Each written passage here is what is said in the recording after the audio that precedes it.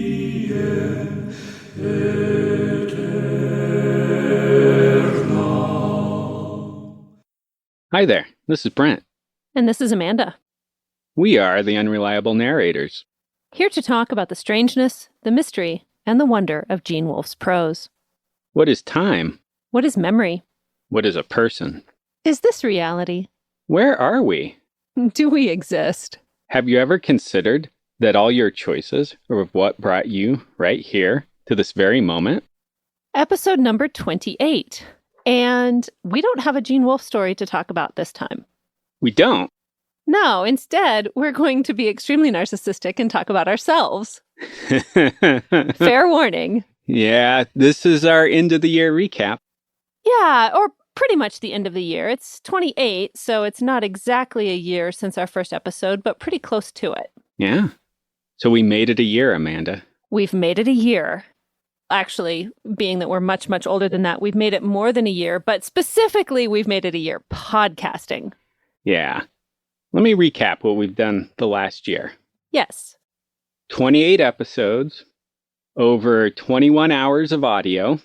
Oh, dear. I know, I was kind of shocked when I saw that. We've used up almost a day of someone's life. Yep. 21 hours of quality content. Mm-hmm. Right in there between public access broadcasting and public television. I was going to say, sitting on the front porch, shooting the shit with your friends. Yeah. Okay. So we've covered 8 Gene Wolfe short stories. Okay. We covered 1 Gene Wolfe poem. Right. We did 3 nonfiction selections. Yes. That's more translations from the editorial, The Best Introduction to the Mountains, and Eaters of the Dead. Yep. We did 1 Gene Wolfe entire fiction work, and that was Bibliomon. Yep. We did 1 Tolkien short story, Leaf by Niggle. Leaf by Niggle. Yep. 1 Dan Knight short story, Yep. and that was Justice. 1 Ada Palmer short story, which ended up not quite being a short story, but a new That's gray, okay. Yep. yeah, a new gray ring to join the Olympic 5. Okay. 1 Robert Borski short story, Yes. The Crowded Part of Heaven. And we did a seaside where we went through the collection Meditations on Middle Earth, an anthology that The Best Introduction to the Mountains was excluded from. Yes. And then on top of all that, which this part I'm rather proud of, we published 1 chapbook from our small press, Hedgehog Press, which was an interview with Dan Knight. Yes, we did. When you put it like that, it's been a busy year. It feels like it has.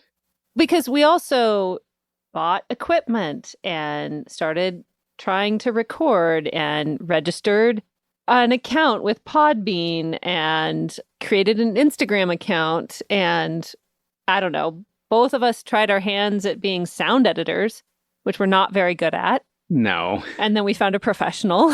Yeah. Rebel Muso Society, a Reddit Wait, user. what? I'm Okay. just quoting. I'm giving credit where credit's due for Okay. this. So if you publish 21 episodes of a podcast, you'll be in the top 1% of all podcasts globally.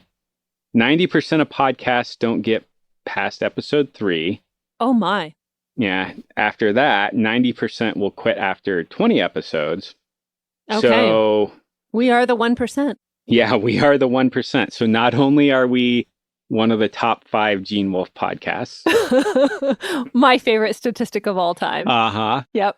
So we're also in the top 1% of podcasts globally. Just because we were stubborn and stuck it out. Exactly. Okay. Which seems odd. And then your comment about how we've almost consumed 24 hours of somebody's life if they Yeah. listen to every episode is scary and shocking. Yep.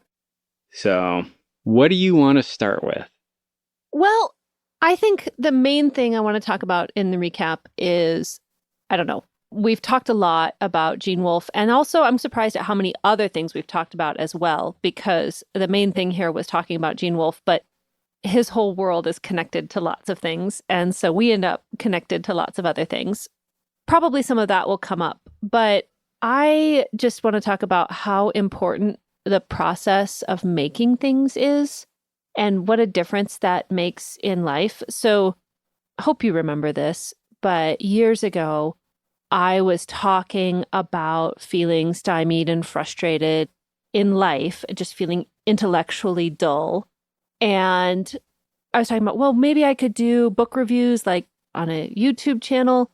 And you said the important thing is to just move from only consuming to also making. I think you probably said it more cleverly than that. But what stuck with me was that, okay, don't be content to be just a consumer. And I don't think that I'm characterized by consumption in general in my life. I can think of ways where I do things that are not simply consuming.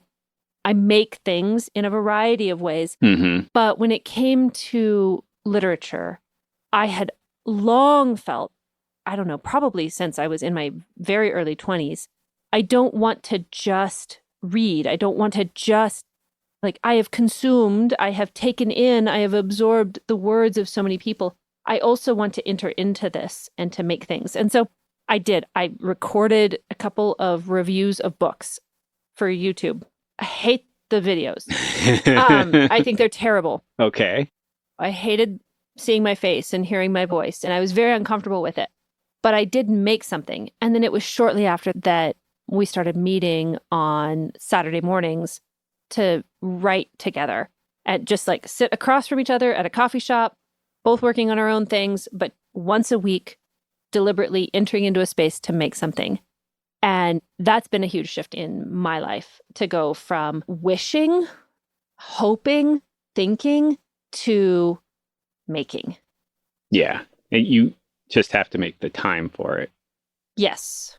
And even if you show up, this is my personal opinion now here, but yeah, even if you show up at an allotted time and you struggle for an hour to put one sentence on a page, that in and of itself is a good thing because you took time. And yes, today may not work, and tomorrow may not work, and a year from now you may be struggling to get 3 sentences, but you're reforming patterns and habits that we're fighting against a culture that markets consumption as identity. Yes. Oh, yes. Yeah, and so actually trying to, I personally believe humans were made to be creative. Yes. This is Leaf by Niggle and Best Introduction to the Mountains again. But yes, that we have something in the way what it means to be human is to be a maker of things. Yeah. Yeah. And not everything that everybody makes is something I enjoy, but Right. I think it's a good thing that people... Well, not everything I make am I proud of making, but I am proud of the act of making. I find that there are things that I make that I don't feel proud of the story or the poem. I will throw away, scrap, discard the essay or whatever it was I was working on, or just file it away in a folder somewhere to never look at it again. But I feel most alive when I am consistently writing stories, writing poetry, writing essays, writing articles, just making things. And then the podcast, of course, fits into that because it is a different kind of making. It's not a primary act of creation or a secondary act of creation. I think we're on a tertiary act of creation here. Yeah. But I'm delighted that there is anyone that listens to it. But from the very beginning, the point of this was we were doing it because this was something that we found meaningful to, in a structured way, get together and talk about some of the things that we love. Mm-hmm. Put our thoughts together, be more coherent. And so the fact that it led to us making a chapbook, that was not premeditated. That just seemed to bubble up of itself. The idea of making chapbooks bubbled up. And then the specific one that we came out with formed a friendship with Dan Knight, a delightful human being. What a joyful process that was. And it was a subsidiary process of the friendship. We both have extended correspondence with someone who's a very good correspondent. So credit where it's due. But then the idea of doing an actual formal interview And then there's so much interesting stuff there that I think it's fun to read about. And I'm delighted that we did it. I'm glad we did it too.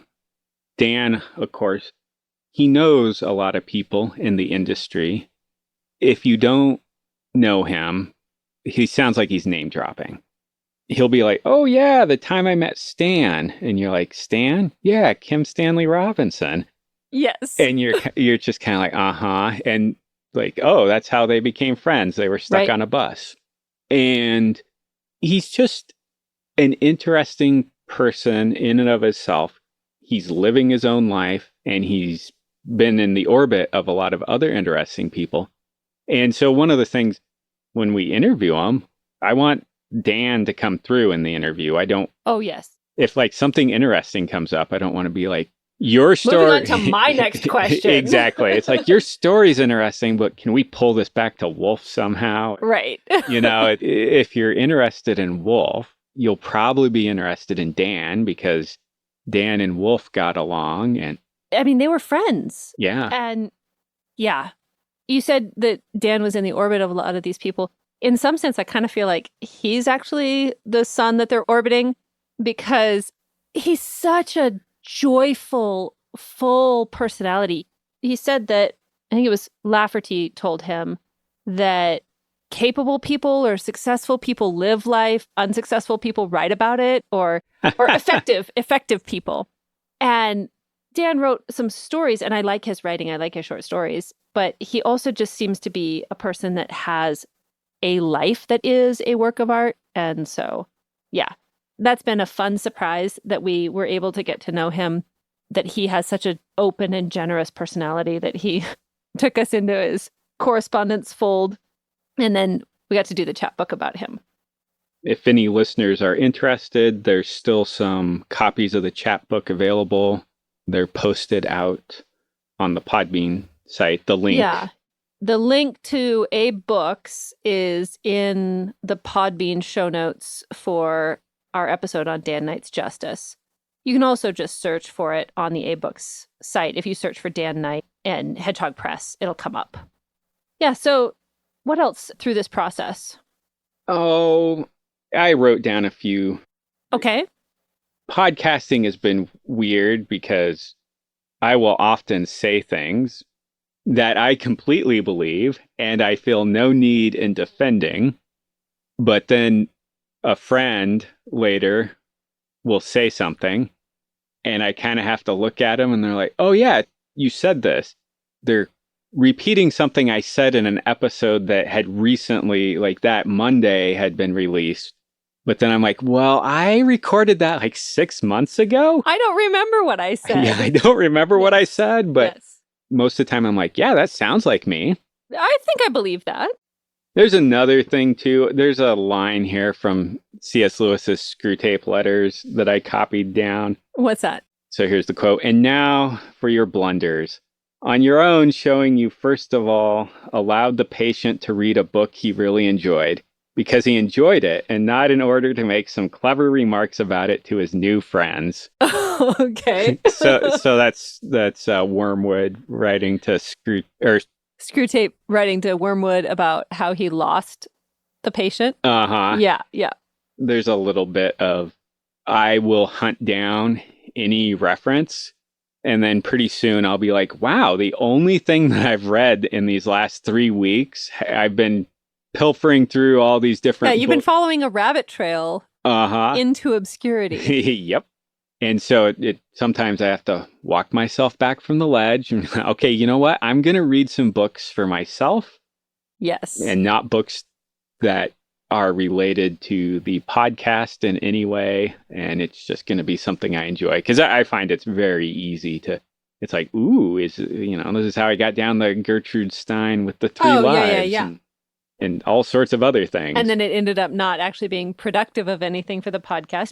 But by the same token, so if anyone is thinking of starting a podcast at some point, it's not a thing where, or at least for us, it wasn't a thing where we ordered up a couple microphones and started recording that next afternoon. It can be a bit of a process. If you want to do it well, or if you want to do it the way we wanted to do it, which was to try our best to figure out how to do it and how to get it right, and then have some episodes recorded, have some things edited and ready to go so that we had a buffer so we weren't being crushed by a production schedule. It ended up taking a lot longer than I expected. And I thought I had reasonable expectations between... She did not have reasonable expectations. Yes, narrator voice.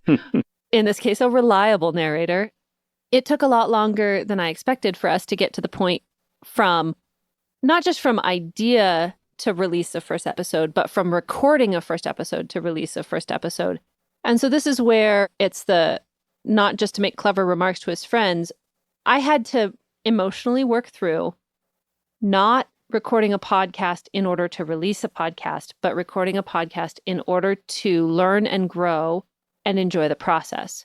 Now, to be fair, I will talk to Brent about any book, anytime, anywhere, on any random Tuesday. I don't need the excuse of a podcast recording in order to do so. But doing it in this more formal and structured way has its own growth, its own pleasures, its own discipline. And I had to kind of work through that of wanting to do it for those reasons, because I did want to do those things. I did want to do it for those reasons. I also wanted to have the podcast out there. And I had to get to the point where I was okay with never releasing the podcast in order to accept the delays. And then, weirdly, once I got there, we got it out there, and it's been a year, and here we are. Yeah. It feels weird to say that this is episode 28. I had a few questions on Meditations on Middle Earth. Ooh, bit of a throwback. Yeah. So you said you hadn't read any Paul Anderson? I had not. Did you read the book I lent you? Yes, I did. Okay. The High Crusade, right? Yeah. Yes, yeah. I did. What did you think of that? It was great fun. It was very silly. Oh, yeah, it was. Yes. So. Well, I thoroughly enjoyed it. Okay. I have read a couple of more Michael Swanwick. Yes. Since then, I've actually I have purchased a couple of Michael Swanwick since then. I have not yet read it. Haven't yet, yeah. I'm enjoying him as a writer. He's good. I went back and read some more Card. This is part of my problem is I'll say things and then I'm like, oh, was I being mean? Card, I read Folk of the Fringe. The interesting thing is that he actually has an essay at the back where everything that I said about him, he basically says about himself, about how he's a Mormon first and he feels like an outsider in non-Mormon culture.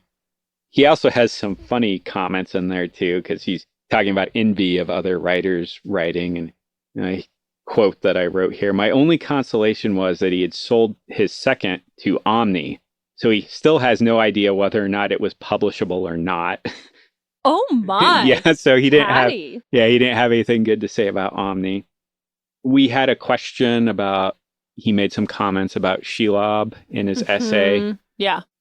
I emailed him. It's been like a year ago since we recorded that episode. And he hasn't emailed you back? He hasn't responded. Unfortunately, he's doubled down on that whole, like he has a platform. Oh, okay. Yeah. So, and you got to be a member. You got to be a member and you pay to have questions answered. I'm not even sure if you're talking to Card. Yeah. So he still hasn't emailed me, and I doubt at this point that I'll get anything. So that's kind of annoying, but. Yeah. And then there was one thing in the Alien Critic 9, that's the letters from the editorial desk. Yes. But there's a letter in there from James Blish. Oh, really? Yeah, I did not bring it up. But he's talking about, he has a True Bill is the name of the title. And people were complaining about how it got included in an anthology. Well, he was married to Virginia Kidd at the time. Right. Editor. Yeah. Yep. Virginia Kidd worked with Wolfe and Lafferty and also Dan Knight. Yes. And, but she had forwarded it on and the anthology editor liked it. And so even though it wasn't even really a short story or necessarily even sci-fi, he just included it in there. And so it's basically a sorry, but it's who you know type apology letter. Yeah. Since Virginia Kidd and Blish are somewhat in the wolf constellation, I was like, why didn't I bring that up? Yeah, why didn't you notice that? Yeah. That just reminds me, in our interview with Dan Knight, he said that Virginia Kidd had started to write an autobiography and sent him a couple chapters, and she never finished it, and he doesn't know where the chapters are. And I want that. Yeah. Well, I would like the completed one if we could scare it up. But yeah. I wonder if it's in her agency archive somewhere. it might be. And whatever she sent Dan, maybe it's buried somewhere in his pile of papers. Maybe. One thing that became very clear, because I went over Meditations on Middle Earth again. One thing that became very clear is all the comments that we picked a lot of these out where we were like, oh, why are people talking about Tolkien in this manner? One thing that's clear to me now is that the reading habits of all these authors, they don't really go back and reread. Yeah, that's interesting. Because a lot of the stuff's like, oh, I read Lord of the Rings when I was a kid. And then no mention of rereading it. Uh-huh. Yeah. And I remember when the movies came out, Peter Jackson, there's an interview where people are shocked that he rereads Lord of the Rings every year, at least once. Yeah. That seems like very normal behavior to me. It does. Where I was going with this is I was shocked to think that a lot of these writers, they're not no names. They're actually fairly big names in the industry. They don't seem to reread. So my question to you, Amanda, was how often do you reread books? Oh my goodness. And this is such a cheater question because he 100% knows the answer to this. I reread books constantly. Some years, half of the books I read are books that I've reread. Other years, it's less so, and it's as little as 20% of the books I read are books that I've reread. So depending on the year, I read usually somewhere between 100 and maybe 150, 200 books a year. 201 is my high water mark at this point. Although, I could give it a run. This year's shaping up pretty well. It started off slow, but I think I'm about 80 books for the year right now. And this is going to be released in September, and we're in... Oh, yes. At the time of June. Recording, the year is not yet half over, and I'm at 80 books. When it's released, I'll probably be at, I don't know. It just depends on how things go. So yeah, somewhere between 25% and 50% of the books I read in any given year are books that I've reread. And of course, Lord of the Rings is very high on that list. I read The Lord of the Rings almost every single year. Okay. I start with The Hobbit. So once I get through Thanksgiving nonsense, so usually Thanksgiving evening after I have cooked, and then when I serve the pie, and then I'm like, I am done. And then I go to my room and I get out The Hobbit and I start with The Hobbit. And typically my goal is to finish The Scouring of the Shire on Christmas Day if I can, because that's one of my favorite scenes in all of literature. So yes, I reread Lord of the Rings almost every year. I reread all of the works of Jane Austen almost every year. Okay. I usually reread somewhere between 5 and 20 C.S. Lewis books every year. Those are the frequent flyers. Yeah. I also, Jane Eyre is a frequent reread. I've read Piranesi twice a year since it came out. Really? Yeah, it's good. If you haven't read Piranesi, you should read Piranesi. It's really, really good. I reread The Wizard Knight this year. So it's pretty much constant. So rereading is a common thing that you do. Yes, it is a core practice for me. Okay. How about you? No, I reread quite a bit. My ratio isn't as good as yours. The other thing, too, is the amount of time I have to read has decreased significantly over the years. Because there was a year, but this was the year after college, I had well over 200 books that I read that year. And then recent years, it's been lower, much lower. I'm lucky to read a book a week at this point in my life. The pull between rereading and the pull between the new things there are. Yeah, usually the new will win out. the math is just different when you can read 50 books in a year versus 150 books in a year. That it's just, yeah. All of us have limitations on how much we can read. Nobody reads infinitely, but it does break it down a bit. Rereading as a practice, it is interesting to me because it seems like a given that you would reread normally, and that writers especially would reread. I started rereading primarily because growing up, I did not have access to very many books. And so if I didn't reread frequently, I didn't have anything to read. And if I don't have books to read, if I don't have some kind of text to read, because if I don't have books, I will read magazines, the back of the cereal box, the back of the shampoo bottle. If I don't have access to a book, I will read anything to avoid not reading. But growing up, I very frequently did not have a book that I had access to or a new book that I would have access to. So I reread as a survival strategy for a life that was, I'm sorry, this sounds so overdramatic, a deprived childhood, which I'm not actually being too overdramatic. It just sounds overdramatic. I just didn't have anything. And so I had a handful of paperbacks that I owned. A couple of times when we were in more or less dire circumstances, there was a period of time where I was homeless. And so I didn't have anything with me except 2 books. Mm-hmm. I just reread those things obsessively to have something to read.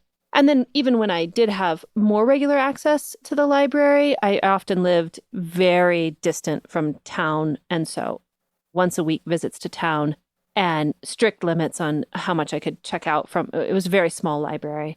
And I read everything, like 10 books in a week. I'd read everything, and then I'd reread everything, and then I'd reread my favorites, and then reread. And then, so by the end of the week, I may have read one book 4 times.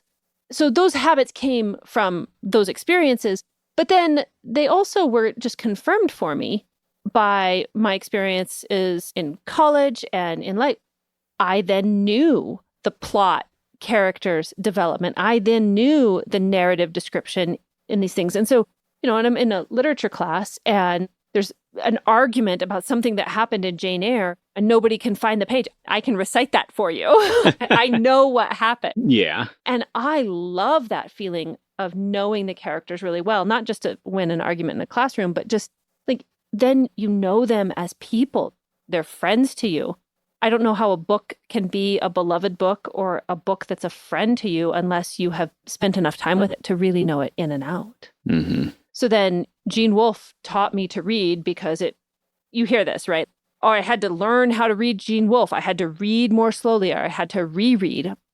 You don't reread everything? Yeah. I guess just so the listeners know, both the hosts of this podcast, they were reading very young. And, oh, yeah, that is a thing too. Yeah, so when Amanda says she was deprived as a young reader, she was reading at a much higher level than she was age-wise. Yeah, but then also just rereading, that just seems normal to me. Yeah. Story, and I remember one time I got a library card because I got tired of my mom, because I would go to the library and then she'd be like, oh, I've got a book. And then you'd have to put one back. Yeah, and I'd have to put one back. And so I got my own library card as a child. Right. And there was a 50 book limit at this particular library. Yeah. And one time she's like, oh, I got a book. I'm like, don't care. You get your own library card out.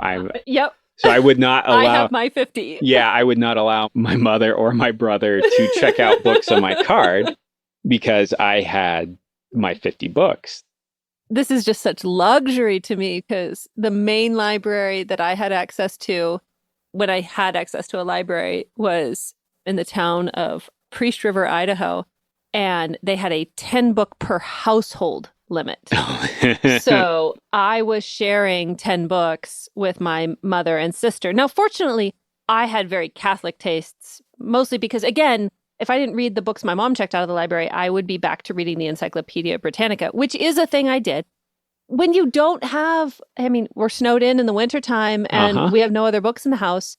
you get kind of bogged down in certain sections, but there's a lot of really interesting stuff in the 1972 Encyclopedia Britannica. I'm laughing because I did the same thing. Nerds. Yeah, we had a World Book encyclopedia too. Oh, I looked down my nose at the World Book. They were slimmer volumes, so they looked less substantial to me. Not that all we had was the Encyclopedia Britannica that we'd gotten out of a thrift store. We spent $20 on the set, which was a lot of a money big deal then. back then. Yeah. Now I sound like I'm 1,000 years old. So Priest River, I haven't been there, but I am aware of the size of these towns. So how big of a library are we talking? So it was in a house, an old house, and it was essentially like a room and a half, 1 bedroom and the front room that were lined with bookshelves. Yeah, so pretty small selection. Okay. So basically fewer books than I personally own now. That's Yes. kind of what I was getting at. Yeah. Both of the Unreliable Narrators have a book hoarding problem, but we don't consider it a problem. Yeah, so rereading just seems like a given to me. Yeah. That was the biggest thing that stood out to me from going back and looking at Meditations on Middle Earth. Yeah. I still am a little puzzled that they didn't have the wolf essay in there. Oh, yes. I still find that an just absolutely egregiously poor editorial decision. So another thing I kind of wanted to bring up or talk about as part of the podcasting experience. I don't know if this is a package deal or... So one, there's the Instagram page. And Yeah. I mean, I've been off of social media for years, so... Same. Yeah, so it's like, it's kind of funny because then it's like, we both are not great at social media. So then that's been an interesting experience. But then Reddit has been another one. Yeah. So when it comes to social media, likewise, I've been off social media for a very long time. Had Facebook back in the day when it was college students only. And then had Instagram quite briefly. I was much more interested in Twitter for a long time. The early days of Twitter were fun. Mm-hmm. But then many years ago, I just deleted everything because it was so both boring and poisonous. And so I did not like that at all. But yeah, we decided we needed to have we got to talk about our podcast somehow. And so I started an Instagram account in our name. And I try to remember to update it, but I just don't feel like everything I've read that you're supposed to do, I don't want to do. And so then I end up doing the things that I don't even necessarily want to do, but I would prefer to do than the things that you're supposed to do. And so I feel like I'm just not good at any of it. You read about you're supposed to post multiple times a day because different people will see it at different times. But the idea of posting more than once about an episode just seems silly to me. And also, I don't have different things to say. So am I just going to repost the same thing with a new image? And then where am I going to get these images? What am I posting pictures of? I'll post a picture of the book or the magazine. Mm-hmm. And I think that those pictures are interesting, but once is enough. It's out there. If you want to look at it, clearly I suck at social media. Well, I've been trying to convince Brent that he needs to get his face on the social media account and then everyone will follow it because there'll be a human face, but he's objected so far. well, there's no need for my face to be on it. I feel like we're in a slow media space.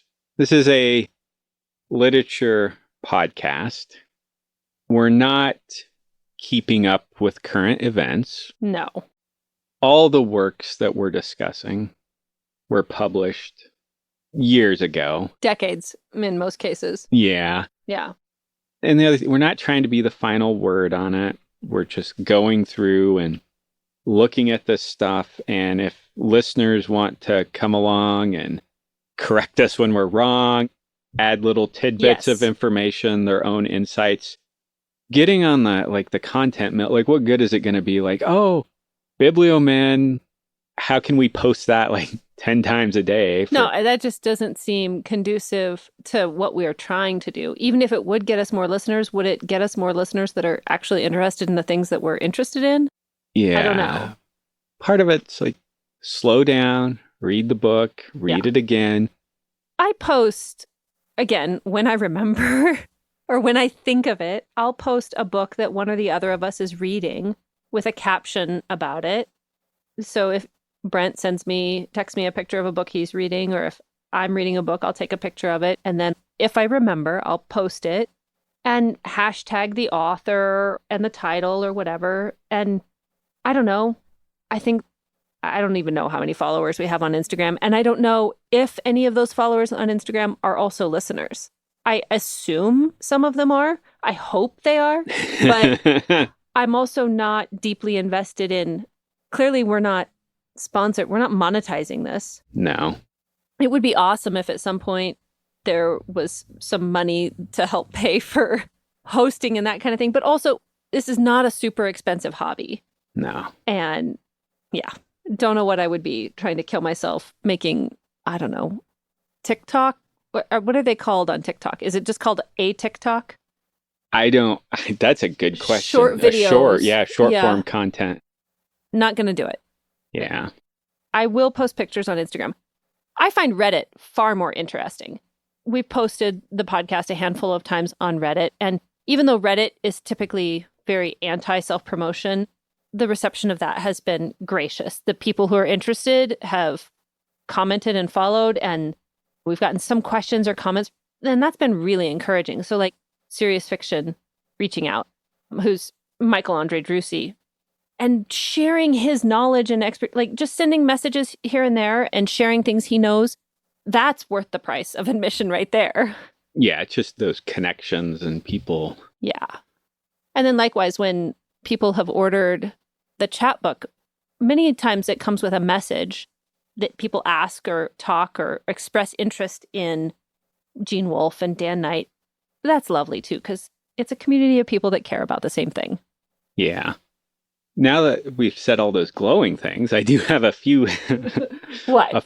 Oh, there's with Reddit, there's two things.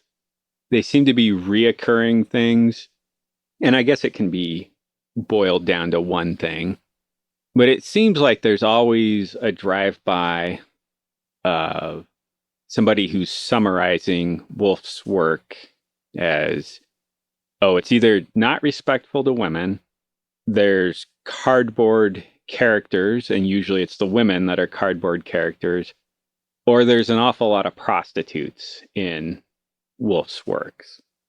Ah, yes, the drive-by comments. Yeah, it feels like they stir up a lot. And part of me is like, okay, do you interact with the real world? 99% of the people I interact with are cardboard cutouts. And these are real people. And so it's like, it makes sense that they would show up in fiction. And part of it is, I get the sense that they're, like, you can't delve into the psychology of every character that pops up in a story. We had an incident like that today where you talked to a clerk at, in this case, it was a bookstore. So sorry, listeners, this is all very book-centric. But the clerk at the bookstore was interacting in a very rote retail way. And my reading of that, or actually, I think I say my reading of that because this is how I think of it. But also, Brent, you talked about this, that this seems like a person who is an introvert in an extrovert's role, and so is very much performing. Yeah. This is how you behave in a retail setting when you're handling a transaction at the register. And so they were very polite, but it was very rote and very cardboard cutout. Yep. And then that got disrupted because one of us made a Monty Python reference in conversation to each other. And then after a few beats, the clerk commented on it. And it took us a moment to unravel what they were referring to because that moment had passed. But it seemed like we both, the clerk and us, we had to step out of our roles in order to engage in a real conversation. Yeah. And so that cardboard cutout thing, yeah, I appear as a cardboard cutout much of my life because I'm briefly interacting with people, and the kind of intensity that psychological realism and our relational realism requires is not humanly possible to interact with 100 people a day as a real person. No. You either have to significantly reduce the number of people you interact with, an option I'm willing to explore, Or sometimes you're a cardboard cutout. Yeah. And I'm fine being a cardboard cutout in somebody else's background. Yeah, I can be an NPC. Yeah. So, and then the other two, it's like the number of prostitutes in Woolf's fiction. One of the things that, if prostitution is the oldest profession in the world as it gets touted around, and then the other thing too is like people might be surprised by the number of named prostitutes in the Bible. Right? There's a lot of them. I mean, there's even one that gets in the genealogy of Jesus. And now I'm going to dovetail this in with the discussions about rape, but it seems to betray more about what socioeconomic class the readers are in. Yeah. Because there are prostitutes all over the place, or sex workers, whatever. I think sex workers is the polite. I think that's the more polite term. Yeah. But they're all over the place, and often they're invisible to people. Yes. And the other thing too with rape, it's easy to complain about it when you are in a safe and secure situation.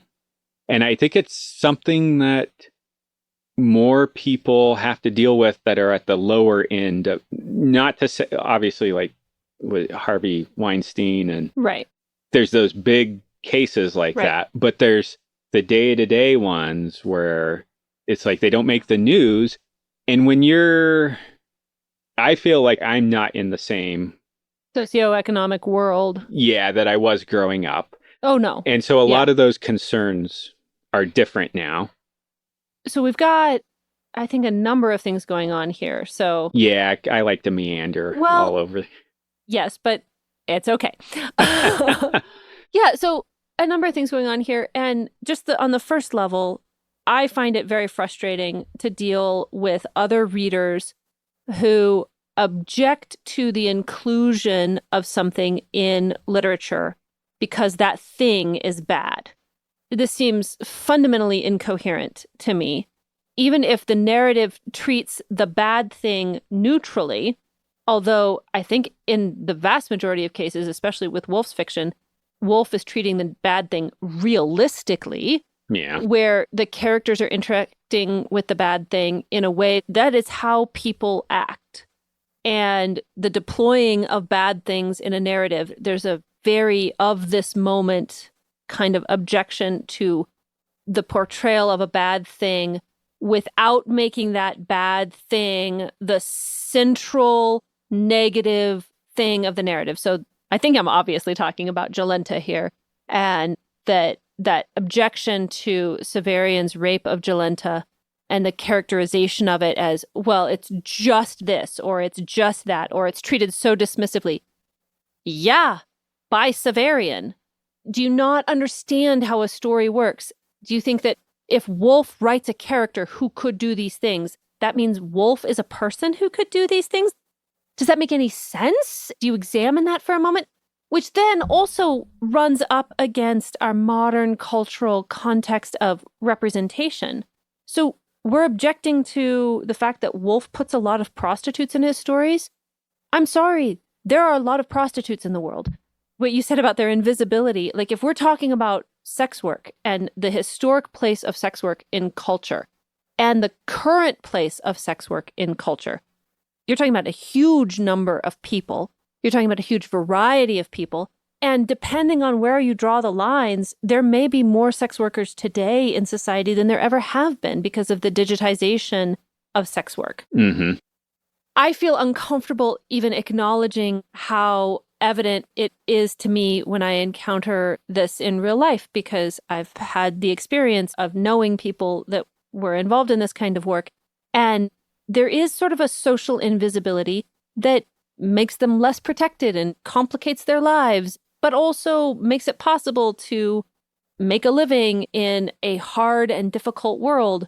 And so the question that seems obvious to me is, did anyone consider that maybe Woolf's experience in the military in a time and place where sex work is part of the narrative, guys, might have illuminated things for him, or that his experience in the church how many sex workers are in the Bible? Yeah. And also how many people end up in the pews of a church with life experiences that the very customs of your religion create a space for discussion and safe space for the sharing and the acceptance of difficulties in life. So it just seems kind of silly to object on some level, especially given the way that as a culture, we do want representation of things that in a previous generation would have been regarded as perversities.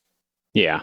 But this has become the one thing, or has become a thing, that we can't stand any representation of.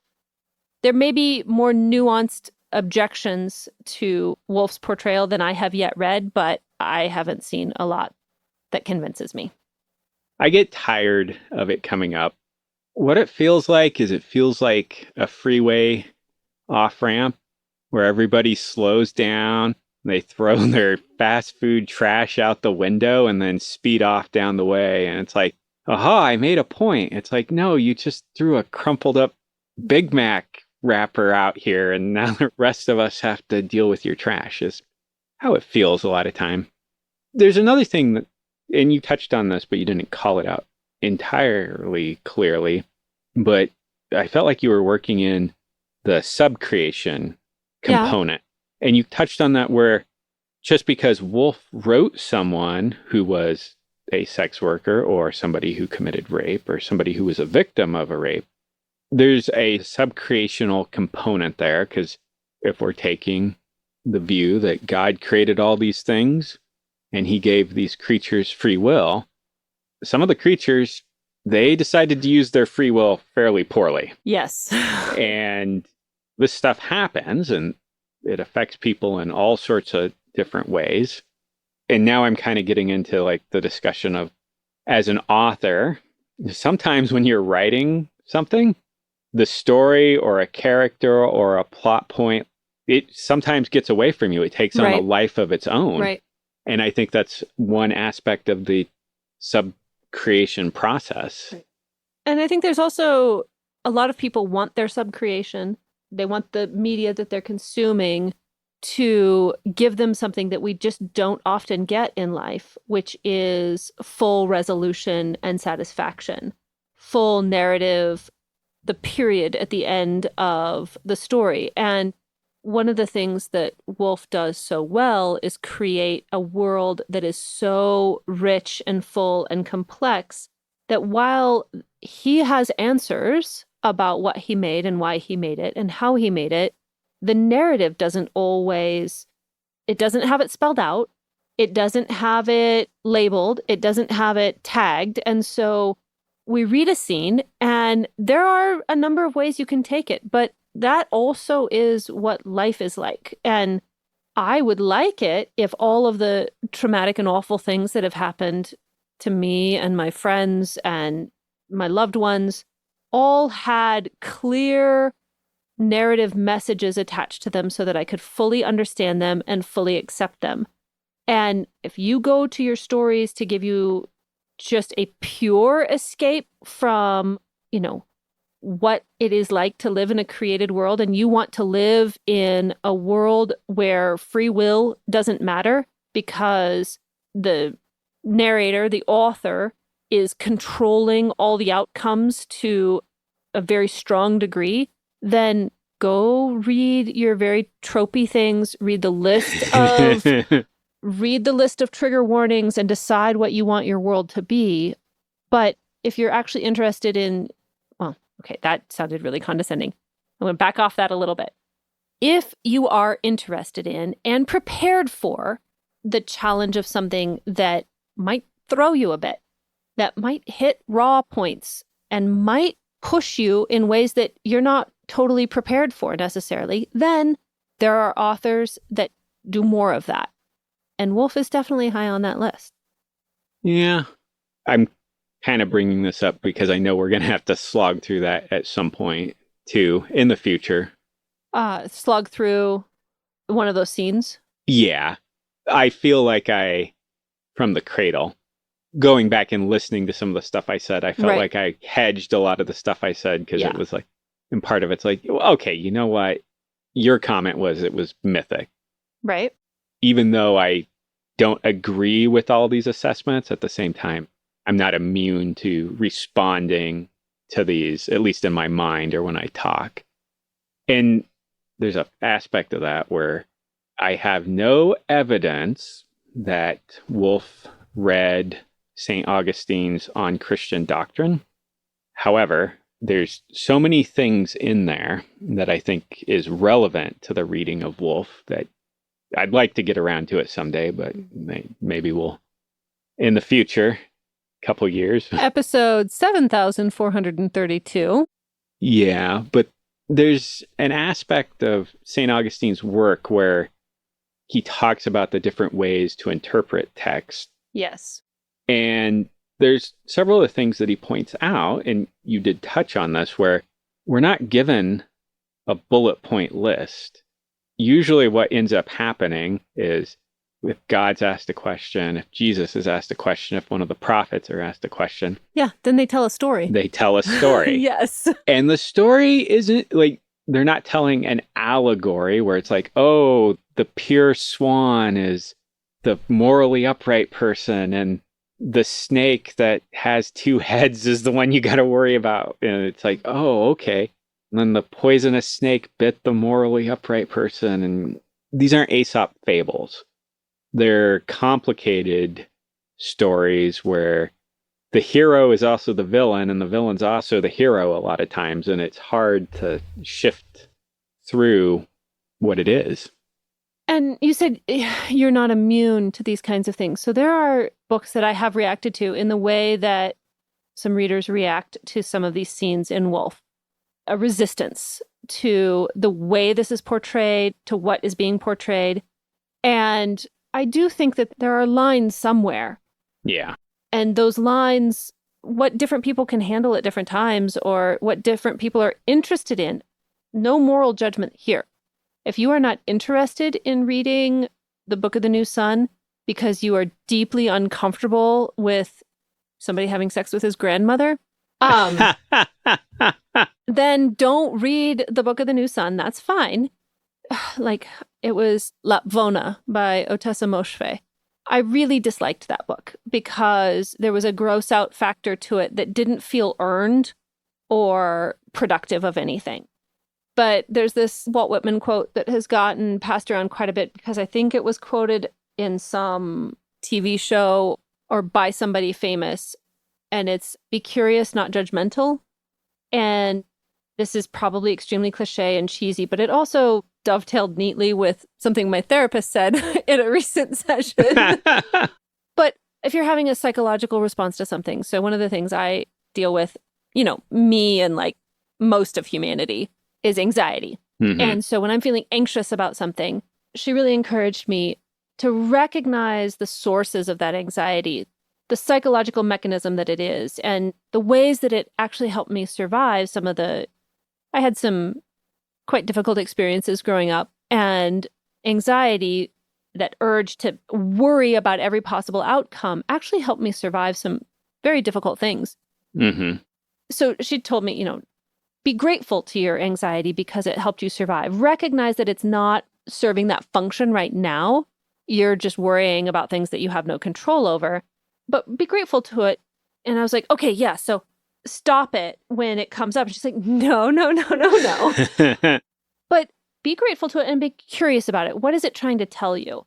And so I think about when a reader is deeply uncomfortable at the Jolenta scene, or they think they should be uncomfortable and they're not. Maybe they respond to it in a very different way.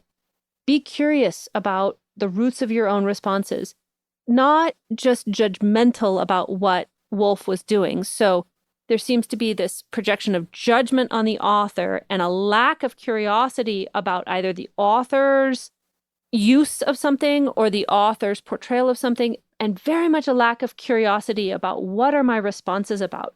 We just assume that our responses are rooted in good things.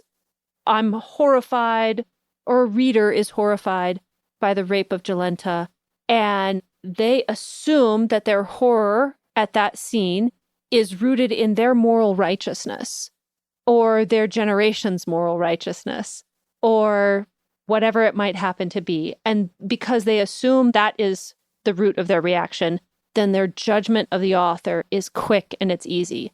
But if they're curious about their reaction, why am I horrified by this? And I think, yeah, I'm horrified because rape is a bad thing. How is rape a bad thing? What is horrifying about it? What is it about the violation of the personhood of another being? What can I learn from that visceral reaction? I'm horrified by a portrayal of rape. I think that it's a good thing that I'm horrified that this character is raping this character. If I feel that horror at that kind of a violation, what other kinds of violations do I need to bring into that moral sense? If I'm horrified by this portrayal, I'm curious.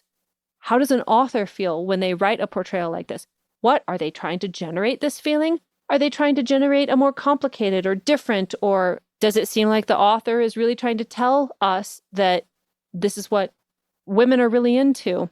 What is going on here? So if you open it up with curiosity, even if you decide, and I think it'd be really hard to justify deciding that Gene Wolfe was wrong to do this, because you have to read his intentions. Even if you decide that you don't want to read it, or you don't want to read this author, or you don't like this author, you're going to learn so much more from that curious approach than from the judgmental one. Sorry, lecture over. No, I think that's good. Why I brought it up, because it comes up quite a bit. Oh, it comes up constantly. Yeah. Okay, so if we're going to complain a little bit about the way things go on the internet, this is very specifically Reddit in my experience. I'm going to complain about this a little bit too. Not that this has ever touched our podcast. It's just because we've been participating there. I've seen this kind of question 1,000,000 times. I see it on the Gene Wolfe subreddit sometimes. I also see it constantly on other book-related subreddits. What order should I read this in? Which book should I read next? Should I read this book? Is this book worth it? Should I? Please, this is America. You can do whatever you want. Exercise your free will a little? I think so, yeah. In terms of which book to pick up off the shelf. Yes. Let's make this very clear. Yeah. No, just like we're uncomfortable with characters in novels having free will, I'm not including myself in this, but humanity seems to be much more uncomfortable with choosing the next book to read than I would have ever thought. Yeah. That question always mystifies me too, because it's like, okay, these books were written back in the 80s, and then a lot of other books that they're asking about are some more recent ones, but what would you have done before the internet?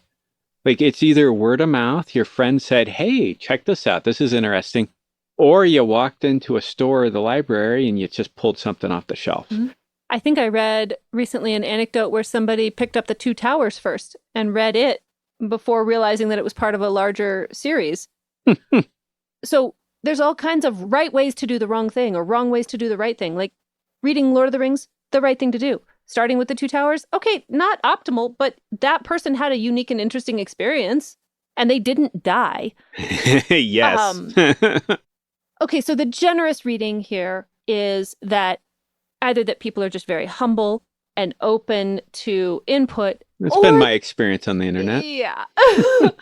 Or that people are just looking for a way into a community and they don't know what to ask or they don't have any better questions. So they're asking a question just hoping to get some connection to a community, which if that is true of anyone asking these kinds of questions, your impulse to connect to a community is a very good thing.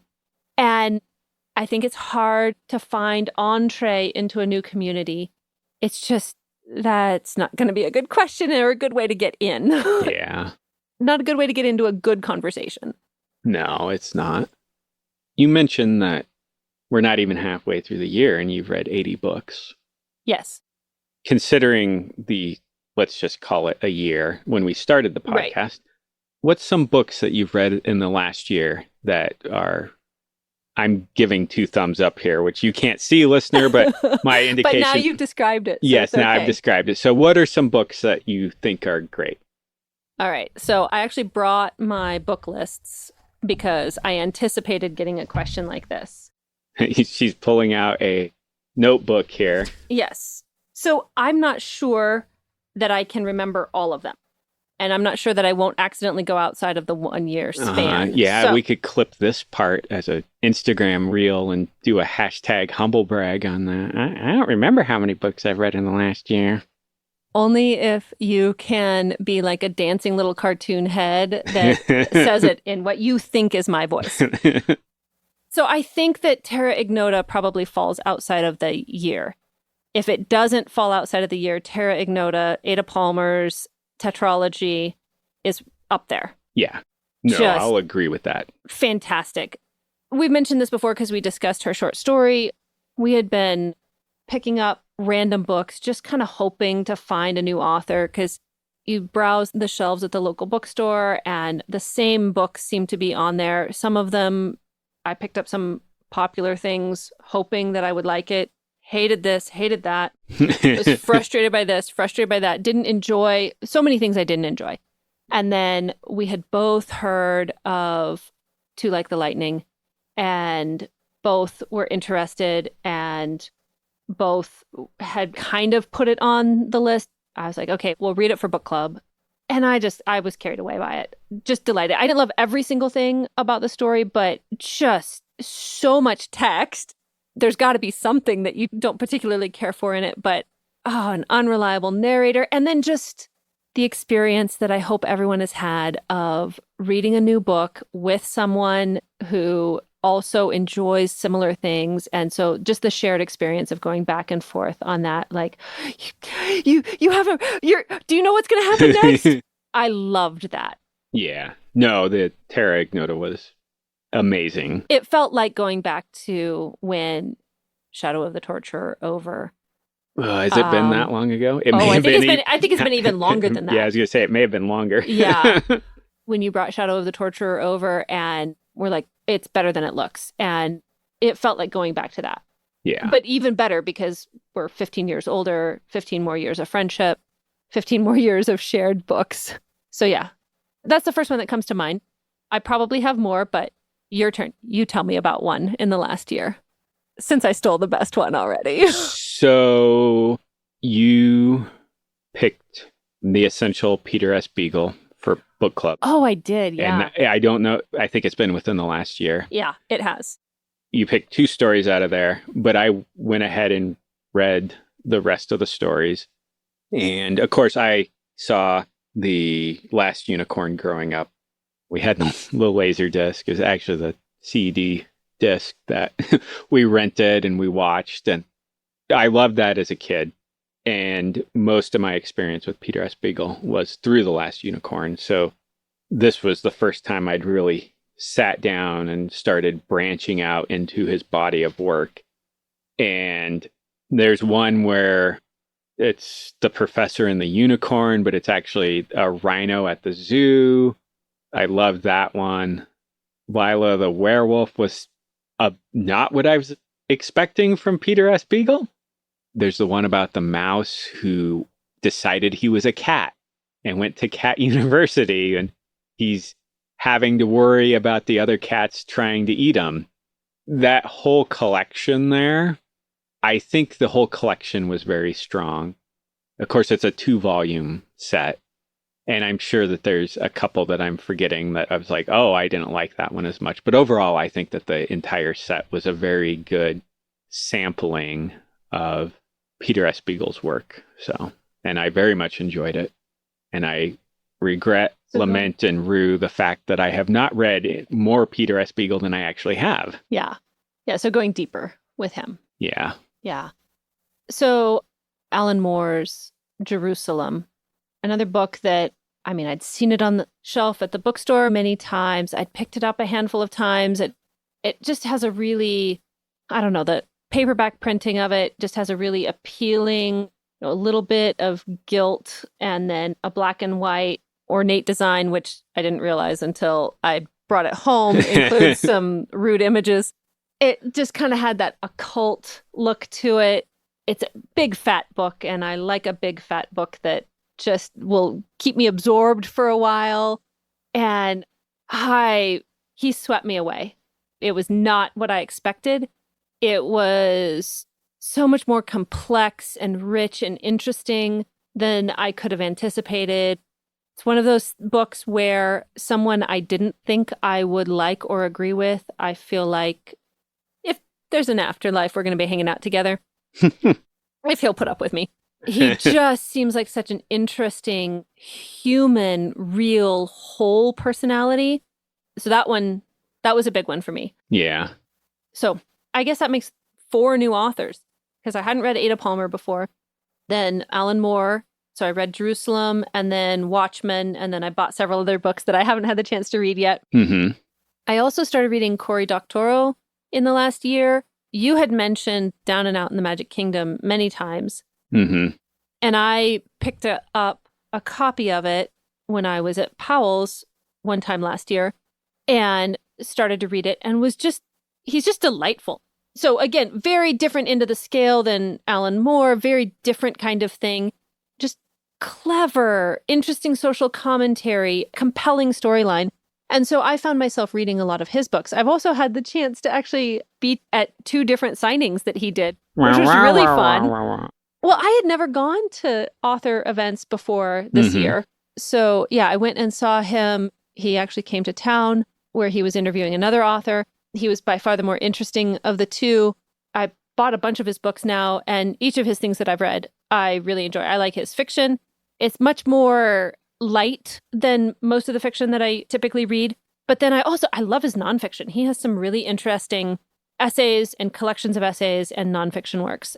And then the 4th author, I didn't read for the first time in the last year, but I really have read a lot more of him in this last year, is David Graeber. Oh, okay. So I read David Graeber's Bullshit Jobs several years ago and was like, yes, this explains so many things about modern life. This is such a good book.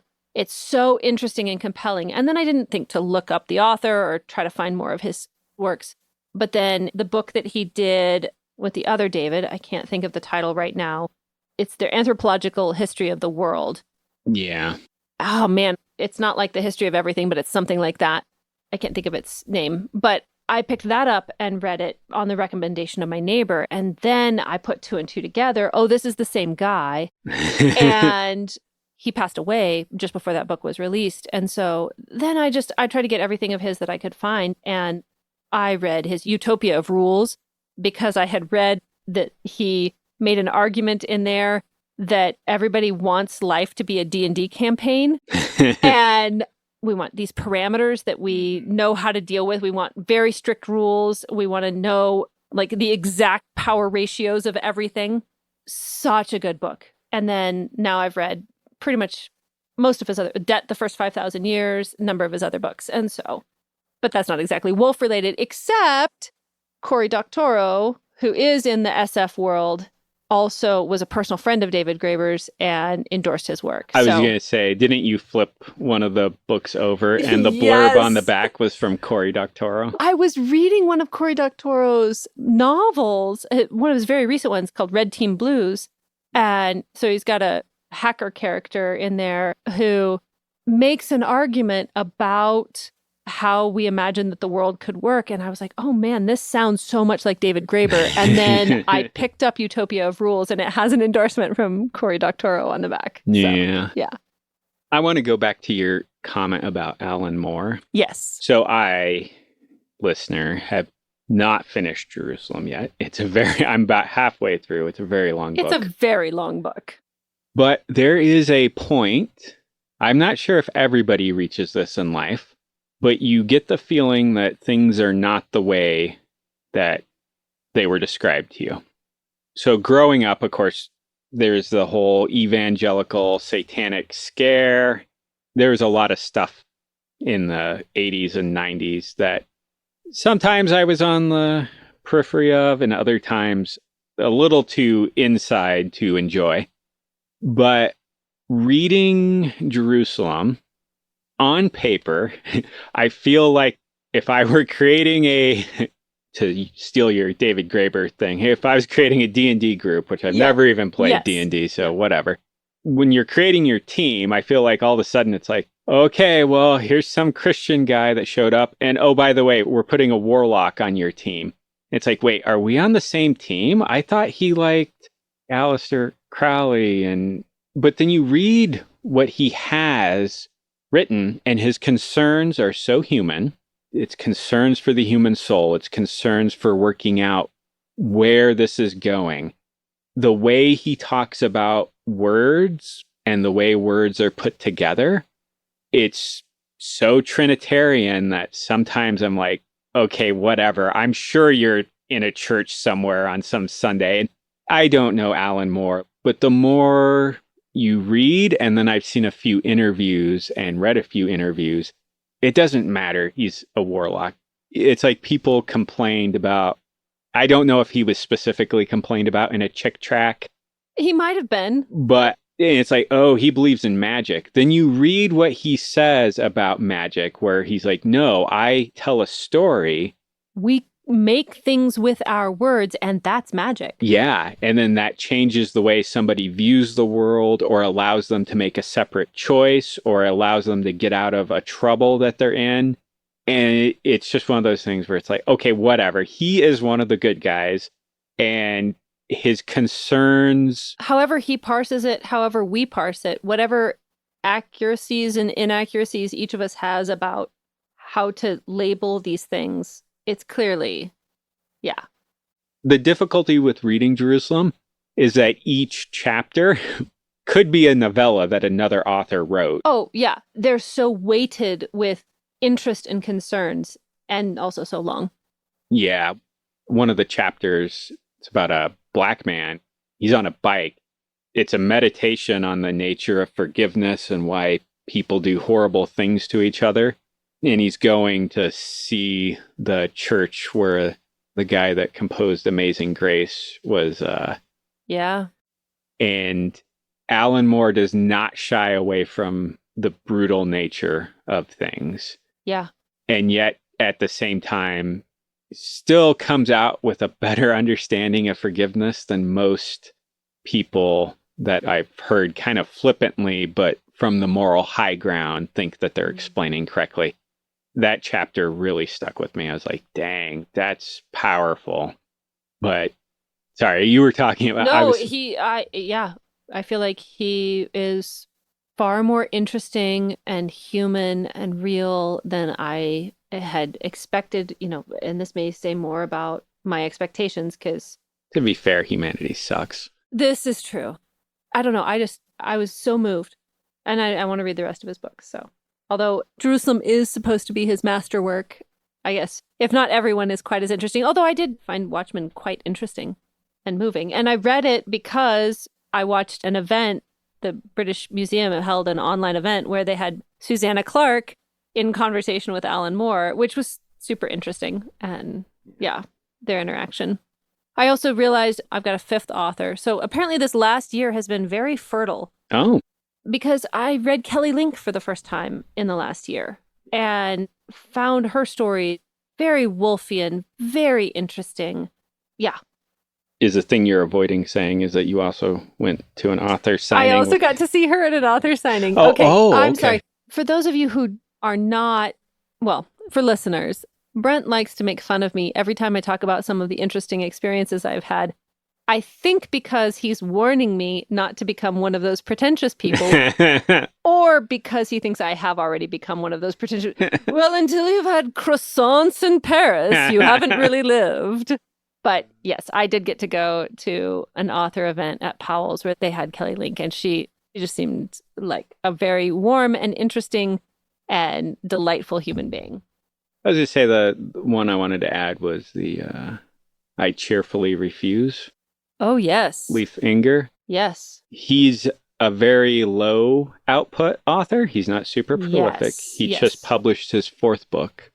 And it's what I would consider a near future sci-fi... Dystopia? Yeah, kind of light dystopia. Not so light dystopia, but... Incredibly realistic possibility? Yeah. So it's just a neat little story about a man who's trying to work through things that are falling apart. Yeah. It's also very book-centric. It is. So if you haven't read any of Leif Enger's stuff, I'm not going to pretend that it's Wolfian. He very much works in a magical realism vein. Yeah. Peace Like a River was the first one that he wrote, Yes. and that one's very much magical realism. He tends to write about horrible things happening, but your point of view character is either a child, so they don't always understand what's going on, or there's somebody that's more innocent, or they don't always understand the perspective. This last one is not. It's somebody who was a brute who became a bookish person. So he's got an interesting perspective on the world. That is a good one. Yeah. Well, now I feel like the negativity we were experiencing like a year and a half ago, where we were frustrated, we couldn't find new authors. Well, there was some kind of, whether it was in us or in publishing, there was a little bit of a breakthrough, and we just found all kinds of really good and interesting things. Now I'm just impatiently waiting for Ada Palmer to finish and release her Viking series, because I cannot wait to read those. Okay, you know what? We also read the Joe Walton, Among Others. That was just... Oh my goodness, that was so good. Yeah, so that was her latest Yes. book, and that's a good one. Joe Walton has a lot of good stuff. Joe Walton has grown on me. Yeah. Because the first few times that I read her, I kind of bounced off of some of her world building or characters. And I don't know if it's because I'm older and now I've seen more things in life, or if I've changed as a reader, but she definitely has a lot of interesting stuff to say. And I could be wrong here, but I think a lot of her concerns are around how human moral choices interact with the secondary creation, and how the secondary creation has a imprint on the primary world. That makes a lot of sense to me. I also bounced off her the first time. Small Change series. Hey Penny is the first book of hers I read. And I finished it, but I didn't like it at all. And I didn't continue with the series. I still have them, but I haven't read it. But then I read her Thessaly, and I just was totally taken with it. And so that was the first thing of hers that I really liked. And then I read Lent, and that's one I've reread quite frequently. I've read that, I think, at least once a year since the first time I read it. Oh, that's one you didn't bring up in the rereading. Well, I can't remember all of them off the top of my head. No. Yeah, so I will probably continue to reread Lent pretty often. That's a great one. Then we read Or What You Will. Oh, yeah. I enjoyed that one. Yeah, and then, we just most recently read Among Others. So we've got a lot of good stuff that we've read. Yeah, lots of good books we've read. Lots of good books we've been collecting, too.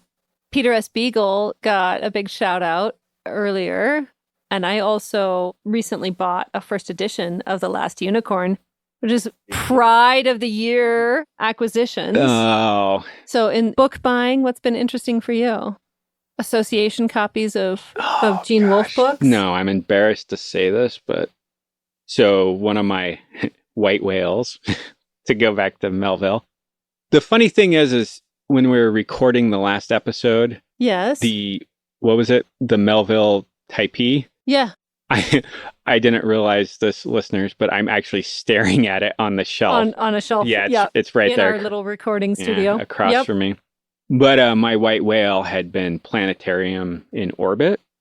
Oh. Also known as Constipating Science Fiction. Yes. So it was published as it's not even really a chapbook. It's just a folded pamphlet. Yeah. That was put out as a bid for the Chicago Worldcon, I want to say in 2012. But you finally landed the whale? Yeah, I finally found a copy of that. That thing's rare. Luckily, it was reprinted in Wolf at the Door. Okay, so it is available. It is available.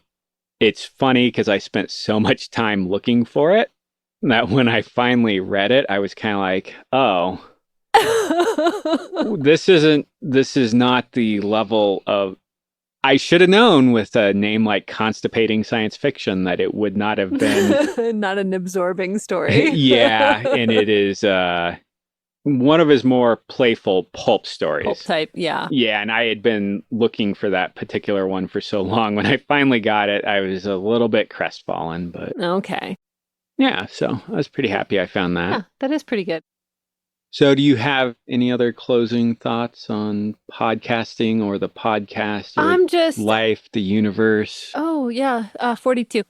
No, I don't know that I have any other compelling anything. I do just want to reiterate what I said earlier, that just the process of making things has been so good for my soul. I feel like we just talked quite a bit about the books that we've read and how much we've enjoyed them. And I think that a big part of that energy and that joy has been rooted in being creatively involved in making things. And we have an extremely niche podcast, not anything like the last word of the great scholars on anything. Our conversation is primarily a pleasure to us. Yeah. We enjoy doing this, but if you have a chance to get into the creative mode and make something, write something, and put it out there, maybe you'll get very minimal interaction on it, but it's still going to help you grow as a human being. And so, at least that's my experience. I'm so glad we did this. I think it would have been hard to continue to do it to this point if we had never released an episode. Oh, yeah. But it really is good for the soul to put things together, to make your notes, to do your research, to formalize it, to schedule a time, and then, yeah. I agree. You talk about being an incredibly niche podcast. Yes. I had a coworker who searched my name at work. Oh, no. And he was like, "Oh, you have a podcast?" Oh, no. He's like, you've never mentioned it. And I'm like, well.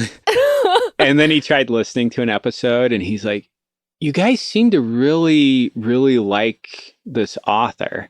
That's what the whole podcast is about. I was like, yeah, we're pretty upfront about it. He's like, "It seems really weird that there'd be an entire podcast dedicated to an author like this." And I was like, well. But we weren't the first I was movers like, here. we're not the first. There's at least Yep. 3 others that he's like, there's 3 other podcasts to this author. Like, yeah. And so and they're all more popular than we are. Uh-huh. And he's tried reading Wolf, but Okay. he's bounced off of Wolf several times. So Wolf's not like for everybody. Yeah, like I told him, it's probably just not for you. And that's okay. Yep. All right. Oh boy, we don't have a sign out thing. So 3 monkeys walk into a bar. I have a sign out quote. I just had to wake my laptop back up. Oh, okay. Never mind. Anyway, back to our regularly scheduled outro. The Unreliable Narrators are Amanda Patchen and Brent Towle, who likes to be difficult. And, as Gene Wolfe once said, how terrible it is that we know our stories only when we have lived them. Keep